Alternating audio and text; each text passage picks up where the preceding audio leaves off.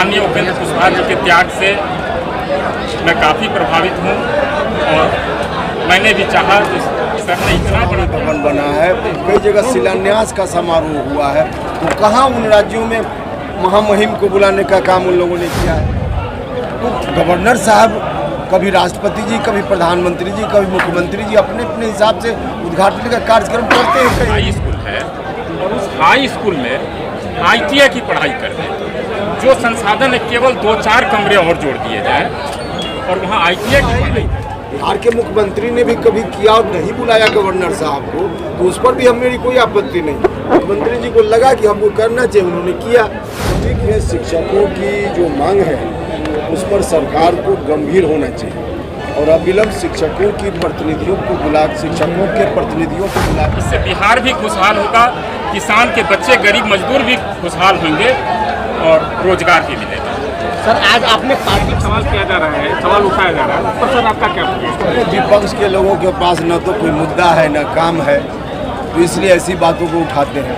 उनको खुद देखना चाहिए, देश के कई राज्यों में इधर हाल के वर्षों में विधानसभा में भवन बना है, कई जगह शिलान्यास का समारोह हुआ है, तो कहाँ उन राज्यों में महामहिम को बुलाने का काम उन लोगों ने किया है? क्या किसी राज्य में? तो गवर्नर साहब, कभी राष्ट्रपति जी, कभी प्रधानमंत्री जी, कभी मुख्यमंत्री जी अपने अपने हिसाब से उद्घाटन का कार्यक्रम करते हैं कहीं भी। यह कोई मुद्दा है? कभी राष्ट्रपति जी भी कहीं जाएंगे, प्रधानमंत्री जी इस कार्यक्रम को कर रहे हैं, मुख्यमंत्री पटना में भी हुआ तो मुख्यमंत्री जी ने किया, कहाँ गवर्नर साहब को यहाँ बुलाया गया? तो इसलिए कोई मुद्दा है ही नहीं। बिहार के मुख्यमंत्री ने भी कभी किया और नहीं बुलाया गवर्नर साहब को, तो उस पर भी मेरी कोई आपत्ति नहीं। मुख्यमंत्री जी को लगा कि हमको करना चाहिए, उन्होंने किया। तो ठीक उसी तरह से दिल्ली में प्रधानमंत्री जी को लग रहा है कि हमको करना चाहिए, तो कर रहे हैं। वहाँ स्पीकर लोकसभा, सब लोगों ने मिलकर सोचा कि इन्हीं को करना है, तो कर रहे हैं। इसमें क्या कौन सा हो गया ऐसा मामला कि लोग अनावश्यक रूप से विरोध कर रहे हैं? सर, शिक्षक जो लगातार धरना दे रहे हैं उसके बारे में क्या? देखिए, शिक्षकों की जो मांग है उस पर सरकार को गंभीर होना चाहिए और अविलंब शिक्षकों के प्रतिनिधियों को बुला करके बात करनी चाहिए और समस्या का समाधान होना चाहिए। कुछ बात जो शिक्षक समुदाय की ओर से आ रही है उसमें निश्चित रूप से गौर करने की ज़रूरत है। हाँ, लेकिन शिक्षक लोगों को भी देखना चाहिए कि राज्य में जो समस्या है, जो काम है उनका महत्वपूर्ण काम शिक्षा देना, उसमें कहीं कोई कमी है तो उसको भी कैसे दूर किया जाए, दोनों को मिलकर सोचना चाहिए। लेकिन यह तभी होगा जब राज्य की सरकार पहल करेगी, शिक्षकों के प्रतिनिधियों को बुलाएगी और बुला करके बात करेगी। राज्य की सरकार से आग्रह है कि उनके प्रतिनिधियों को बुला करके और बैठ करके समस्या का समाधान करें। वैद्यनाथ जी, एक सवाल आपसे है। अभी जो युवाओं का जो पलायन हो रहा है, युवाओं का जो पलायन हो रहा है उसके बारे में क्या कहेंगे? जी, आप देखेंगे जो हमारे जो भी युवा हैं खेती के काम में जो लगे हुए हैं उतनी ज़रूरत नहीं है। खेती में भी काफ़ी विकास हुआ है, टेक्नोलॉजी का विकास हुआ है और अब उतने लोगों की ज़रूरत खेती में नहीं है, तो निश्चित रूप से वो दूसरे देशों में काम करने, दूसरे राज्यों में जाते हैं, काम करते हैं। अब समस्या का समाधान ये है जो हर एक पंचायत में, लगभग 8,500 पंचायत है बिहार में, हर एक पंचायत में एक हाई स्कूल है और उस हाई स्कूल में ITI की पढ़ाई कर रहे हैं, जो संसाधन है केवल 2-4 कमरे और जोड़ दिए जाए और वहाँ ITI की पढ़ाई कर दी जाए और मैट्रिक के बाद वही बच्चे जो सरकारी स्कूल में पढ़ते हैं 10th के बाद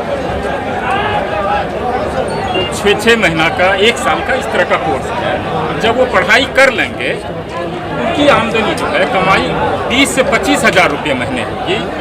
जो मजदूर वहाँ जाते हैं आज वो 7-8 हज़ार रुपया भी बचा करके नहीं ला पाते हैं, 20 हज़ार रुपये कमाएंगे, 25 हज़ार रुपया बचा पाएंगे।